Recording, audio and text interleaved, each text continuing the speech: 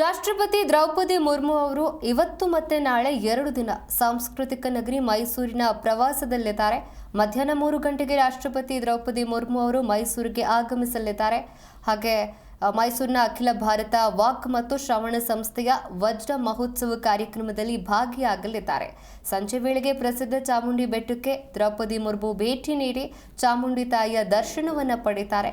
ಈ ಹಿನ್ನೆಲೆಯಲ್ಲಿ ಮಧ್ಯಾಹ್ನ 2 ಗಂಟೆಯಿಂದ ರಾತ್ರಿ 8 ಗಂಟೆ ತನಕ ಚಾಮುಂಡಿ ಬೆಟ್ಟಕ್ಕೆ ಸಾರ್ವಜನಿಕರಿಗೆ ಪ್ರವೇಶವನ್ನ ನಿಷೇಧ ಮಾಡಲಾಗಿದೆ. ರಾಷ್ಟ್ರಪತಿ ದ್ರೌಪದಿ ಮುರ್ಮು ಅವರು ಇವತ್ತು ಮತ್ತೆ ನಾಳೆ 2 ದಿನ ಕೂಡ ಸಾಂಸ್ಕೃತಿಕ ನಗರಿ ಮೈಸೂರಿನ ಪ್ರವಾಸದಲ್ಲಿರುವಂಥದ್ದು. ಮಧ್ಯಾಹ್ನ 3 ಗಂಟೆಗೆ ರಾಷ್ಟ್ರಪತಿ ದ್ರೌಪದಿ ಮುರ್ಮು ಅವರು ಮೈಸೂರಿಗೆ ಆಗಮಿಸುತ್ತಾರೆ. ತದನಂತರ ಮೈಸೂರಿನ ಅಖಿಲ ಭಾರತ ವಾಕ್ ಮತ್ತು ಶ್ರವಣ ಸಂಸ್ಥೆಯ ವಜ್ರ ಮಹೋತ್ಸವ ಕಾರ್ಯಕ್ರಮದಲ್ಲಿ ಭಾಗಿಯಾಗ್ತಾರೆ. ಸಂಜೆ ವೇಳೆಗೆ ಪ್ರಸಿದ್ಧ ಚಾಮುಂಡಿ ಬೆಟ್ಟಕ್ಕೆ ದ್ರೌಪದಿ ಮುರ್ಮು ಭೇಟಿ ನೀಡಿ ಚಾಮುಂಡಿ ತಾಯಿಯ ದರ್ಶನವನ್ನು ಪಡಿತಾರೆ.